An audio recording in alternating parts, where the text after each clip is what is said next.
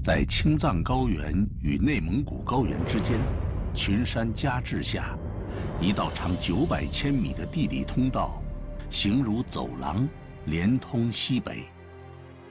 河西走廊，这是中原通往西域的必经之路。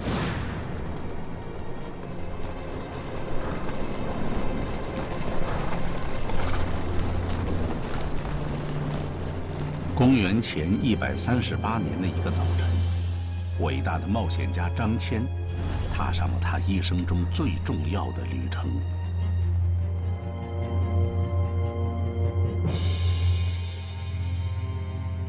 在张骞从陇西郡出发的时候，整个河西走廊都是匈奴人的天下，危险随时可能埋伏在前方的山谷中。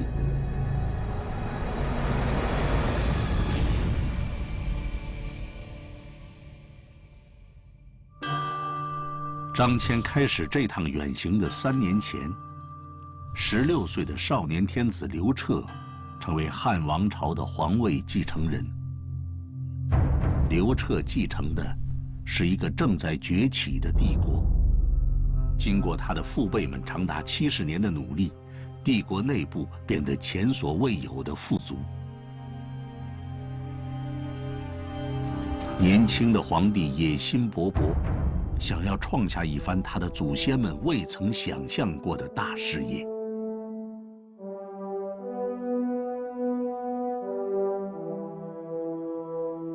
刘彻成为皇帝的最初几年，西汉王朝北部依然以秦昭襄王长城作为边境，边境的北方是庞大的草原帝国匈奴的天下。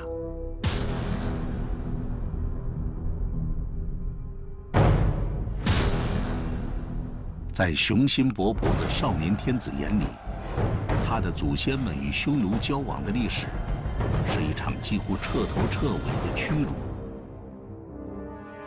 珍贵的礼物，汉朝的公主，这一切换回的是匈奴人日益膨胀的贪欲。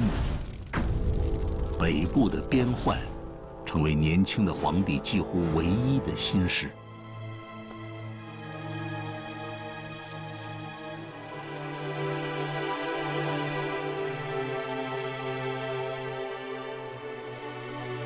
汉武帝当上皇帝的第3个年头，匈奴人突破汉朝军队守卫的长城防线，开始了每年秋冬季节的劫掠行动。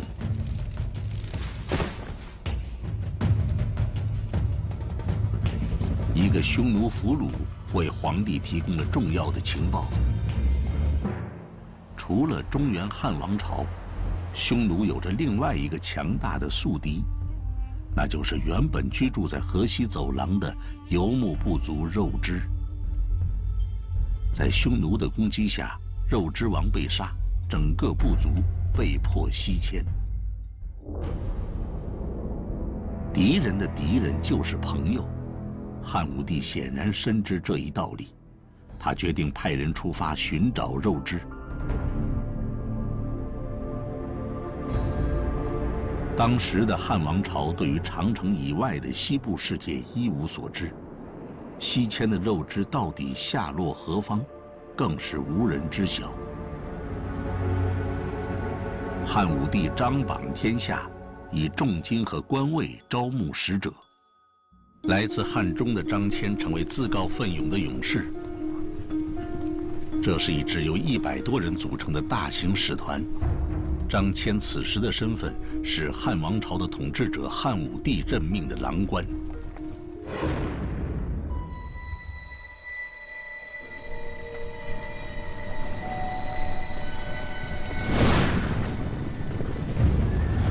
使团进入河西走廊不久，就遇到了一支匈奴骑兵。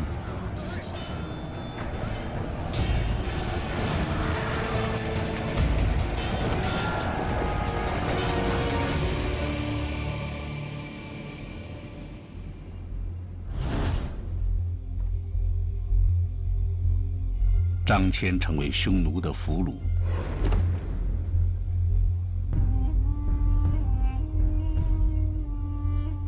草原帝国的统治者决定留下这个来自汉王朝皇帝身边的人。他为张骞安排了一场婚事，希望稳定的家庭生活能够让这位汉朝使者忘记自己的使命。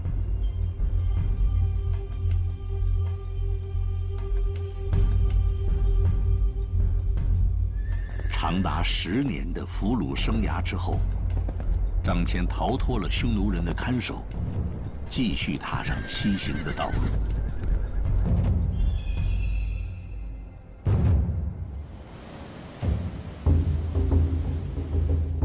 在漫长而艰辛的旅途终点，他终于见到了肉之国王。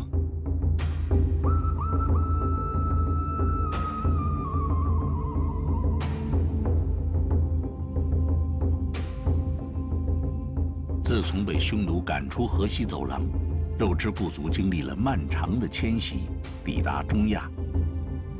这个善战的部族占有了大夏国的土地，肥沃的土地和丰美的水草让部族的头领决心忘记与匈奴的往日恩怨。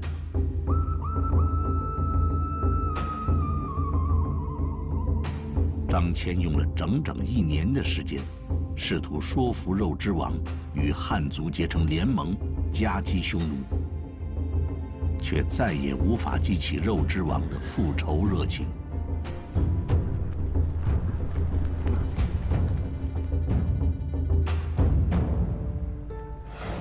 离开都城长安整整13年后，3个孤独的身影自西向东，穿过河西走廊，回到汉王朝境内。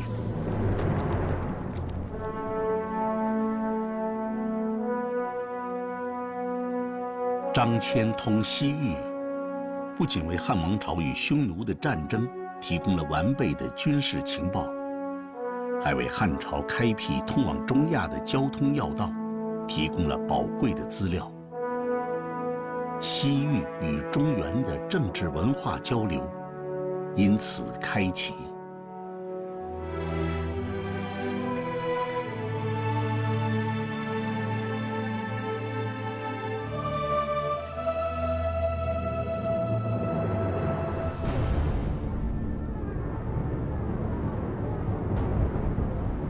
张骞离开汉王朝边境的5年之后，在今天山西北部的雁门山脉，汉族商人聂一正离开长城边关，孤身前往匈奴王庭。作为常年在边境与匈奴人从事贸易的商人，聂一已经不知道多少次曾经带着货物走过同样的道路。然而，这一次夏季的出行，却有着非同寻常的意义。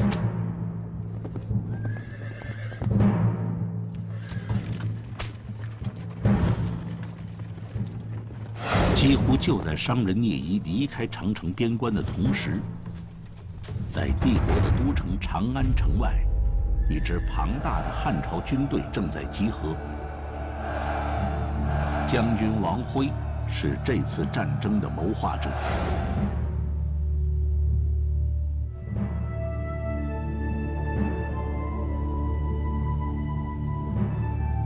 少年天子汉武帝无疑是位自信而强有力的帝国统治者。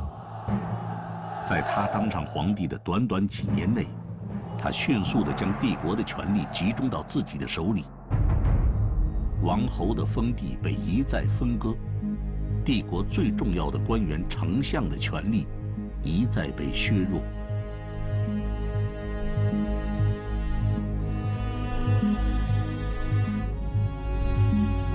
皇帝本人的权威成为整个帝国决策的核心。在所有的官员当中，汉武大帝最重视的职位是大将军。庞大的远征队伍，包括战车、骑兵和步兵，共30万人，目的地正是马邑城外的雁门边塞。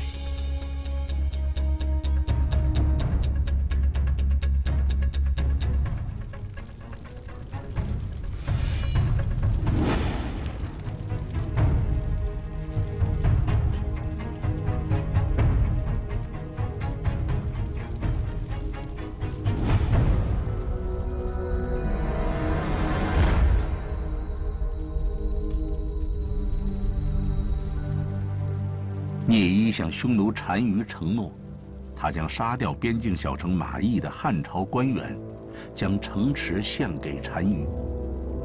整个马邑县城的百姓、牲畜将全部落入匈奴之手。这显然是一个无法拒绝的礼物。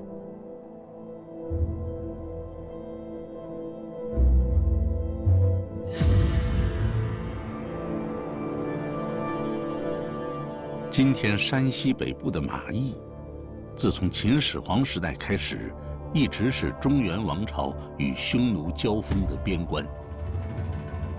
每年秋冬，食物短缺的匈奴人将这道边塞作为南下劫掠的突破口。如果拥有了这片土地，将一劳永逸地解决过冬食物问题。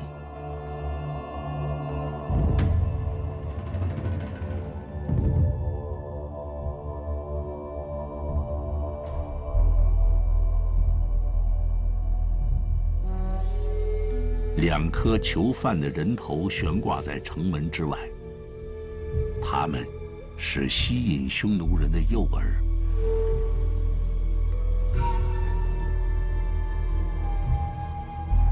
此时，汉王朝的30万大军已经在马邑城外的山谷中设下埋伏。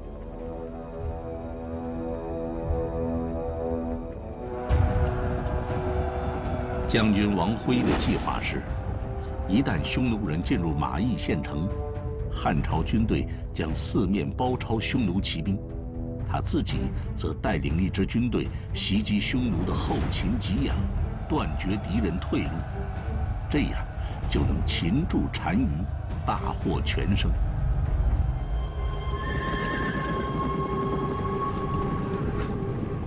接近马邑城后，聪明的匈奴单于开始变得满腹狐疑。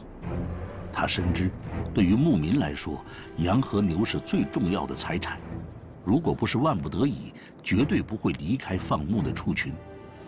而这片原野上却只有牛羊，不见牧民。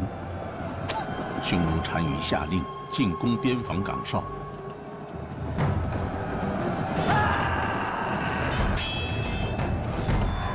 雁门郡的一个小武官成为匈奴的俘虏，将军王辉的计谋被和盘托出，匈奴单于下令撤军。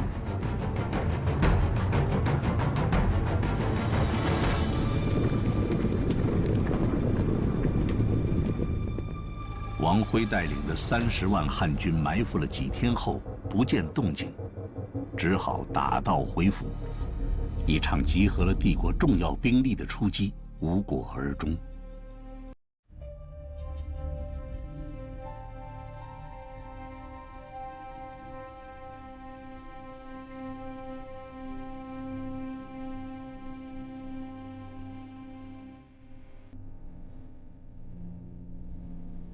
在帝国上下的责难声中，这场计谋的策划者将军王辉被迫自杀。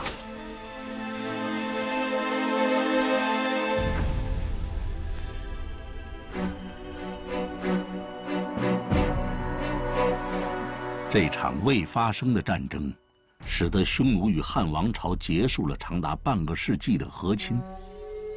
匈奴骑兵在汉朝北部边境的军事攻击变得日益频繁。商人聂衣的生活并没有太大改变，边关的贸易依然如故地进行着。匈奴人需要用这种方式得到生活的必需品，以及匈奴贵族需要的奢侈品。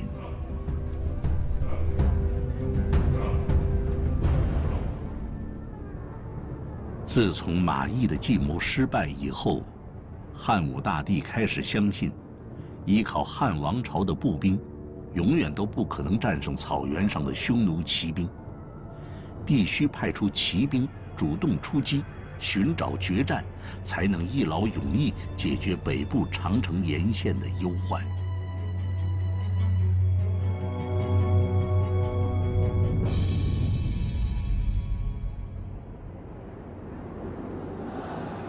这是一次为了帝国荣誉的战争。只有年轻勇敢的将领才敢带领军队离开长城守卫的汉朝边境，开始一场孤军深入的远征。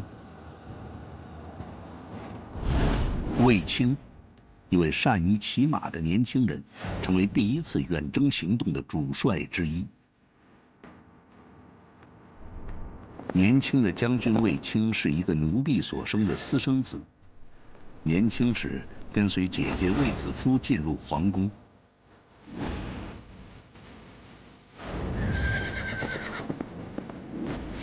汉武帝任用官员，有着自己的独特标准。卫青这样出身低贱的平民，因此得以进入帝国的高层，并统帅帝国的大军出征。这是一场皇帝亲自策划的军事行动。公元前129年，4位汉朝将军分别率领1万骑兵，从上谷、代郡、云中、雁门4个长城边关出发，向草原上的匈奴发起攻击。这是4个重要的长城边堡，把守着中原通往草原的西北大门。自从汉武帝时期开始，这些秦代留下的长城堡垒重新成为屯兵驻守的边关，庇护着汉王朝的后勤供应源，平时是有效的防御前线，国力强盛时就成了最佳的出击前沿。4位出征的将军中，只有卫青一人是第一次带兵打仗。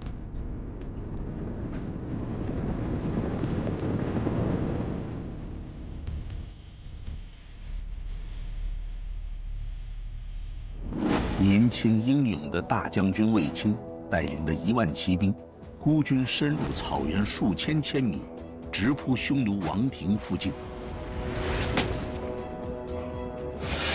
这种孤军奇袭是汉王朝从未有过的战法。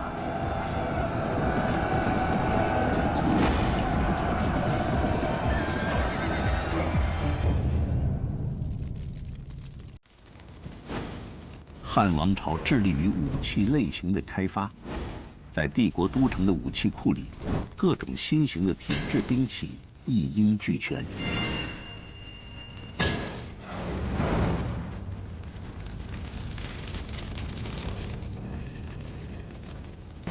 国家专营的冶铁作坊日夜运转，源源不断的兵器被生产出来。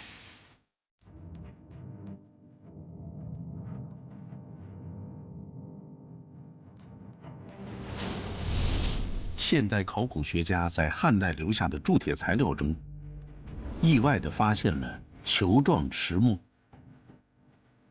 这种物质的存在，使得铁器的强度和韧性大大增强，甚至接近钢的水平。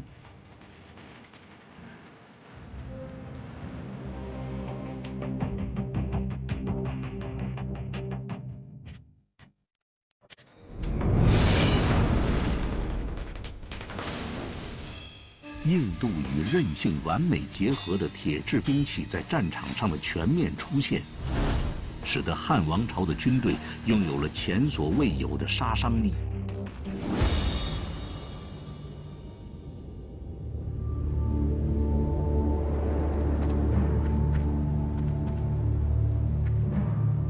战斗以汉朝军队的胜利告终。卫青斩首和俘虏的匈奴士兵达到700多人。这次胜利后，汉王朝收复了河套地区。汉武帝意识到，长城不仅仅是一道防御工程，依托长城的军事堡垒，屯田练兵，将大大增加战略纵深程度，并最终使得汉王朝掌握战略主动权。战争结束后，汉武帝开始在今天内蒙古杭锦旗西北修筑朔方城，并设置朔方和五原2个郡，从内地迁徙10万人到那里定居。之后，汉王朝修复了秦代蒙恬在河套地区修筑的边塞，和沿河防御工事。在今天内蒙古邓口县境内，阴山南坡还保留着一处西汉时期建造的塞城基路塞。它坐落在贯通阴山南北的山谷口，扼控穿越山谷的交通咽喉。这是一座正方形的塞城，全部用石块修砌，面积相当于4个半标准游泳池。从至今留存的遗迹可以看出，当年的城墙高度超过8米，城门外有类似后代瓮城形式的建筑。自从汉武帝收复河套平原之后，阴山山脉里的几乎每一个山谷都修建起与基路塞规模相当的塞城。这些重兵把守的塞城不但解除了匈奴骑兵对长安的直接威胁，也建立起了进一步反击匈奴的前方基地。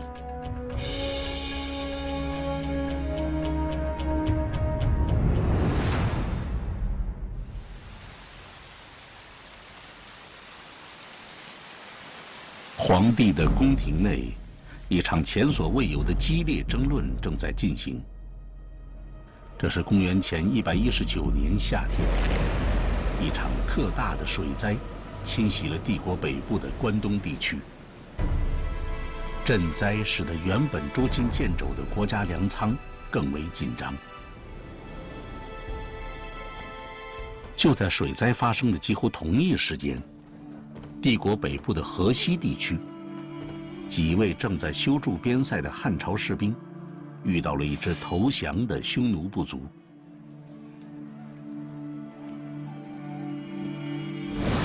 汉武帝提出，在河西设立郡县，把投降的匈奴单于和关东灾民一起安置在那里。这一提议立刻遭到了大臣们的反对。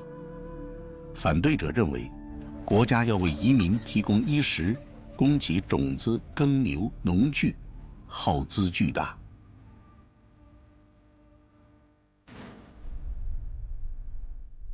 公元前121年，汉武帝发动河西之战，派大将霍去病2次出兵，消灭了4万多匈奴人，夺取了又一个战略要地河西走廊。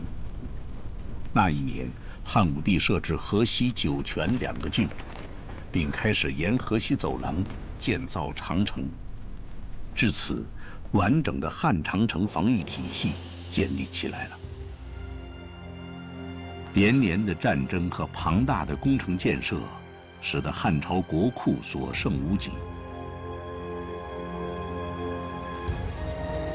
为解决财政危机，汉武帝颁布了一道法令：汉王朝的子民，凡是向国家捐献奴婢的，终身都可以免除徭役。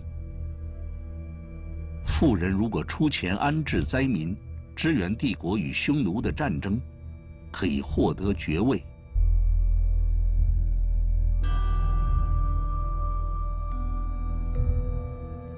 掌管法令的官员张汤为汉武帝找到了解决国家财政难题的更好办法。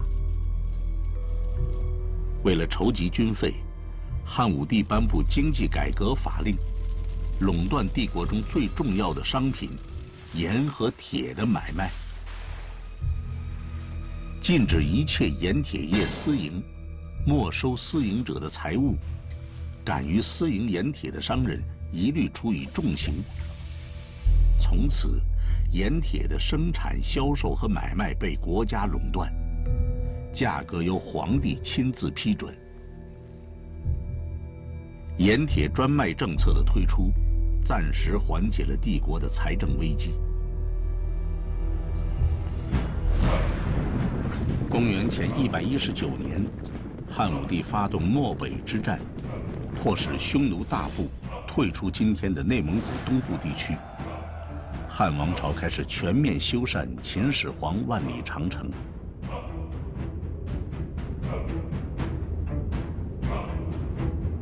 公元前111年，汉武帝大破匈奴，在河西走廊增设张掖、敦煌两郡，开始修建从酒泉到玉门关的长城。公元前101年，汉武帝开始修筑从敦煌以西到罗布泊境内的长城。汉王朝的将军和士兵们，无疑是出色的建筑师。在这些远离家乡的荒漠里，获得修筑长城常用的石料成为不可能的任务。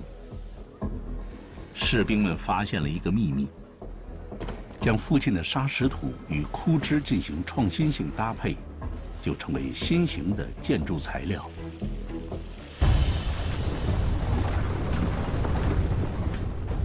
整栋墙体的建造从一个临时的模板开始，每次在模板中倒入10到25厘米深度的粘土与沙粒的混合物，混合物被压缩到1半高度后，铺上一层芦苇或红柳的树枝，再次夯实，这样逐层铺设挤压，逐渐建造到模板的顶端。最后拆掉模板，一座异常坚固的墙体就形成了。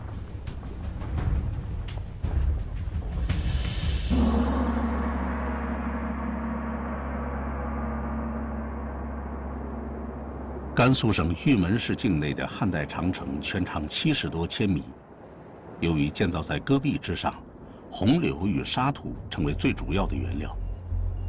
至今留存的红柳层最高部分有7层，每层红柳厚约0.2米，红柳层上下有芨芨草，厚约0.1米，最顶部的积沙层厚约0.4米。这段以沙石、红柳、芨芨草和黄土为主要用料的古长城，是河西走廊汉代长城遗址中保存最完好的地段之一。长城沿线每隔5000米左右就修筑一座烽燧。在今天的敦煌境内，考古专家先后数十座汉代烽燧遗址。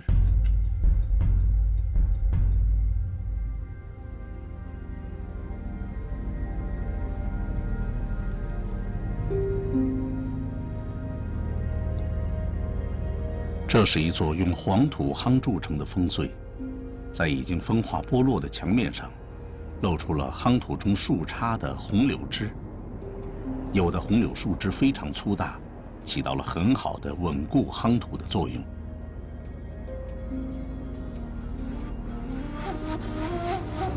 这座烽燧显然是用一层沙粒加一层芦苇的方法建造而成。除了材料不同，烽燧的形制也经常有着创新之处。这是一座空心烽燧，可以同时容纳3至4人在烽燧内值守。这是一座土坯垒成的烽燧，它的外形不是常见的4方体，而是6面体。公元前111年，汉王朝在敦煌城西北90千米处的戈壁滩修建了一座关城。这是一座4方形小城堡，四周城垣至今保存完好。城垣东西长24.5米，南北宽26.4米，城墙残高9.7米。这座被称为小方盘城的关城遗址，曾经出土过写有玉门都尉的汉简，证明是汉代玉门关所在地。这是河西走廊级别最高的关城，也是汉代重要的军事关隘和屯兵之地。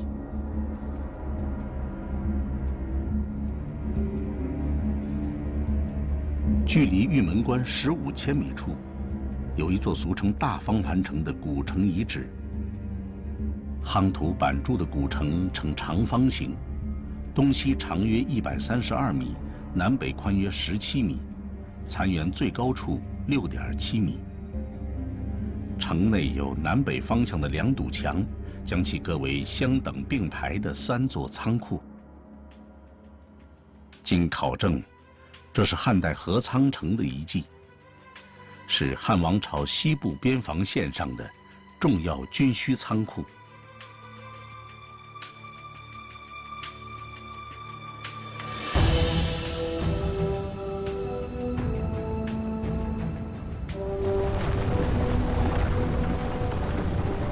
汉武帝时期修筑的河西长城，通过城墙、亭障、列城、烽燧的组合，有力地阻止了匈奴的进犯，对发展西域农牧业生产、打通汉王朝与中亚的交通，起到了重大作用。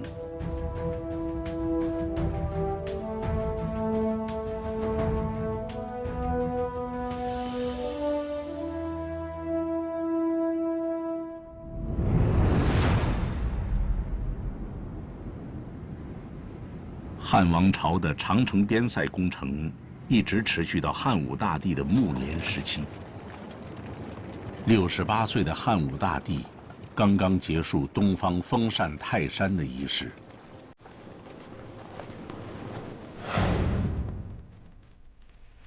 在这位帝王长达50多年的统治期间，与匈奴的战争导致帝国内部人口减少。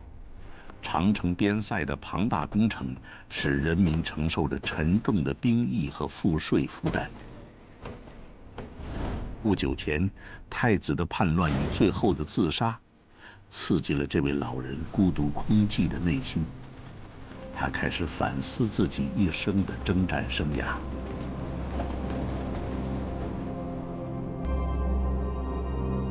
就在这次去往东方拜神的旅途开始前不久，负责屯田事务的大臣在今天新疆轮台县东南方向，新发现了一片能够灌溉的田地，希望皇帝派驻军队修筑堡垒哨所，一直向西延伸，以加强对西域各国的影响。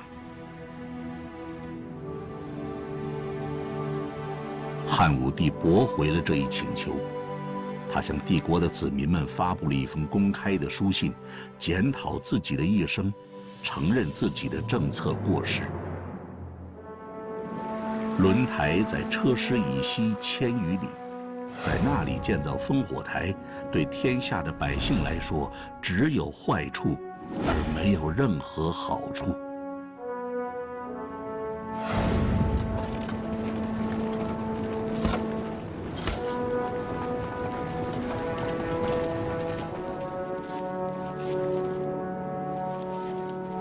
在返回帝国都城长安的路途中，看到在地里春耕的农民，皇帝决定亲自下地耕作。我应该让百姓得到休息，变得富足。从今往后，促进农业发展才是唯一重要的事物。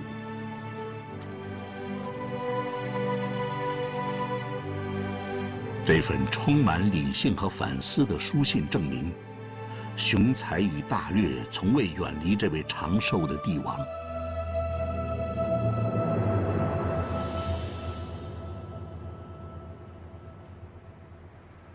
2年之后，汉武帝病逝。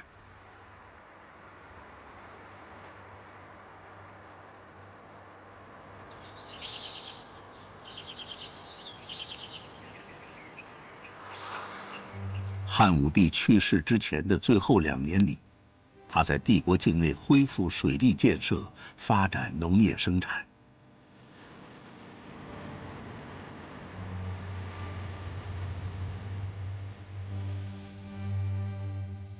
一种新式的播种机在帝国境内得到推广。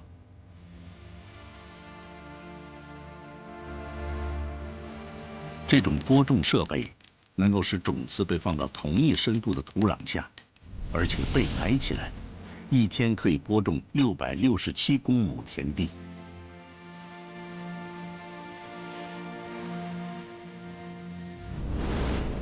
在他生命终结之前，汉武大帝将一个农耕王朝推向中国历史的巅峰时刻。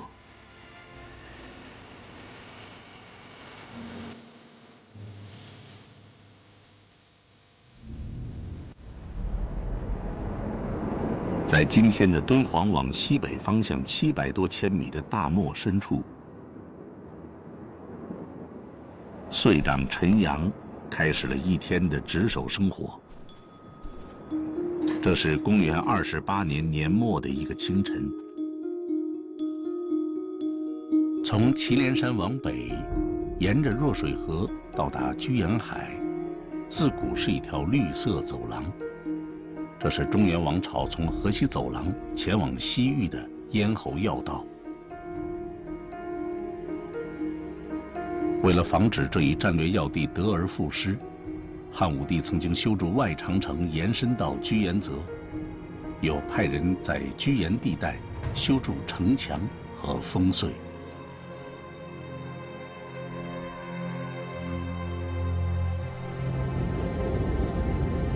陈阳生活的时期，汉王朝刚刚经历了一场政治动乱。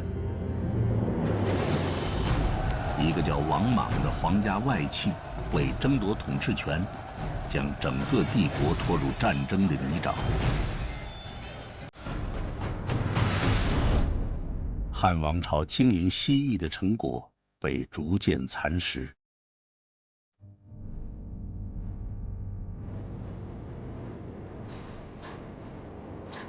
皇帝决心加强北部边境的防守，陈阳和他的战友们就这样来到远离家乡的北部边境。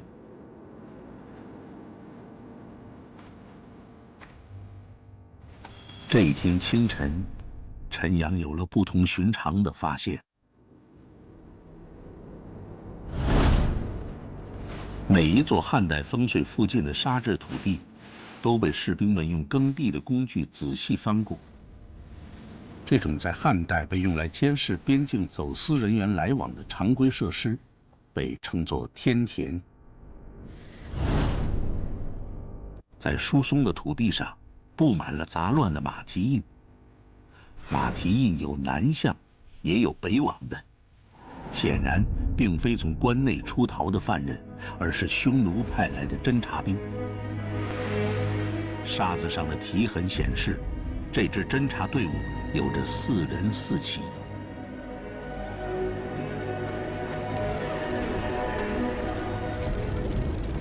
为了准确及时地传达敌情，汉王朝的统治者规定了一整套复杂的烽火制度。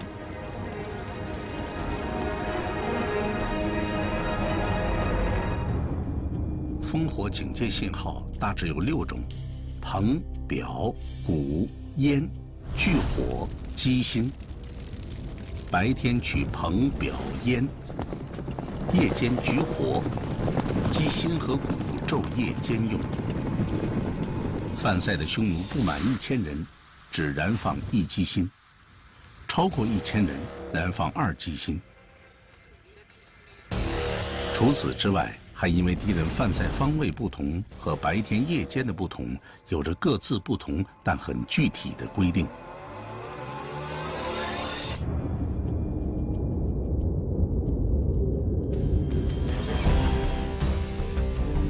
如果天气恶劣，或停燧相隔过远，在昼不见烟、夜不见火的情况下，应立即将情况写成书面报告，用加急的传递方式报送上级。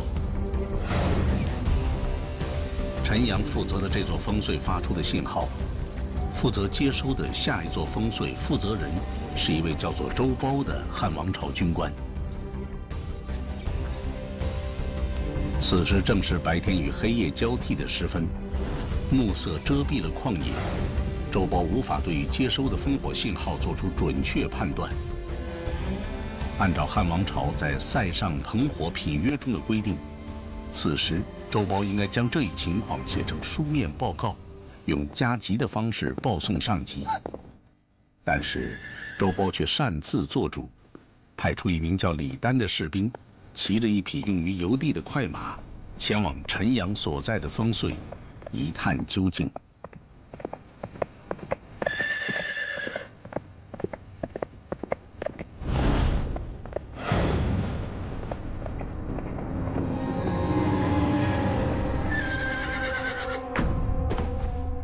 李丹中了匈奴埋伏，成为俘虏。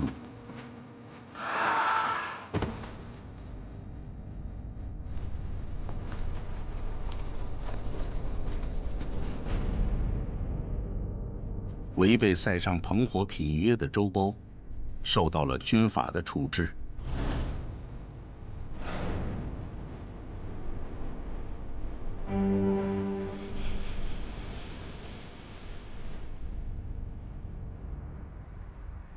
内蒙古自治区额济纳旗境内的汉甲渠塞第4岁遗址，正是陈阳当年戍守的烽燧。今天的烽燧遗址高度只有2到3米，但基座的遗迹占地数十平方米。正是在这里，一份出土的竹简，记录了陈阳和他的同事们经历的一切。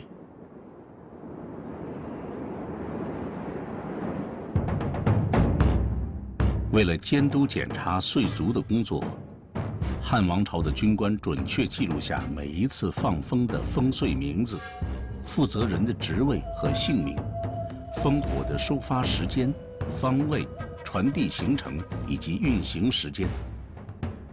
那些不遵守规定的行为更被记录在案。这些古老的文字被风沙掩埋了整整1900多年。直到20世纪30年代，年轻的瑞典考古学者贝格曼发现它们。距离陈阳戍守的第4岁大约5000米的戈壁里，有一座汉武帝时期建造的关城，高达3到4米的城墙至今留存。围墙内被分割成不同的功能区，城墙外有外城环绕。这里是陈阳的上司汉甲渠侯官的治所遗址。这是汉王朝在居阳海一带级别最高的关城。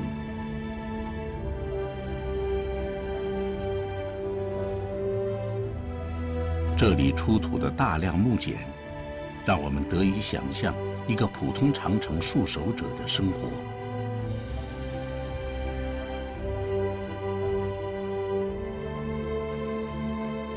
汉王朝在西域开创了全新的格局。在一座座长城雄关的护卫下，一条车辚辚、马萧萧的贸易之路日渐兴盛。从汉帝国的都城长安出发，穿越西域，抵达中亚。这就是举世闻名的丝绸之路。就在这条万里古路上，2000多年前汉代修筑的长城、亭障、列城、烽燧的遗址，至今巍然耸立。沿着这条丝绸之路，东西方文明成果得到了深入而广泛的交流，而长城正是起到了保护这条漫长的国际干道安全的重要作用。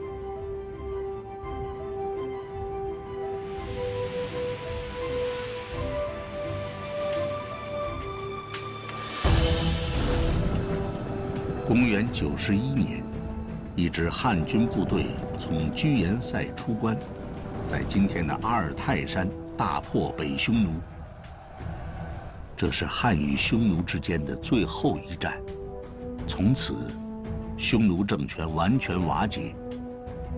匈奴人不敢再面对那道永远无法逾越的长城，开始漫长的西迁之路。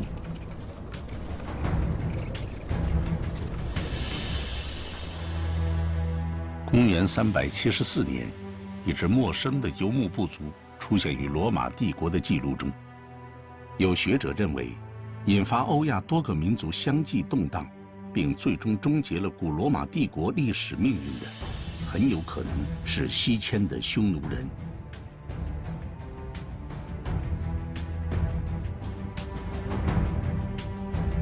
匈奴西迁，造成了连锁的民族迁徙，影响了中亚、西亚、欧洲和中东。可以说，默默无语的长城，实际上改变了世界史。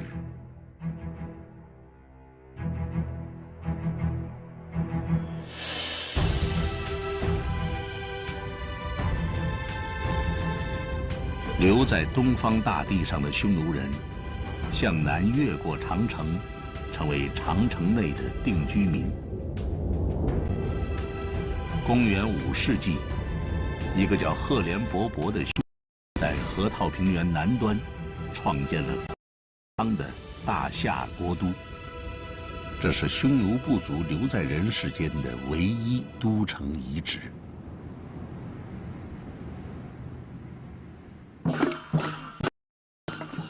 战火虽已远去，战鼓声却流传至今。陕西省横山县的老腰鼓，自汉代边塞的战鼓。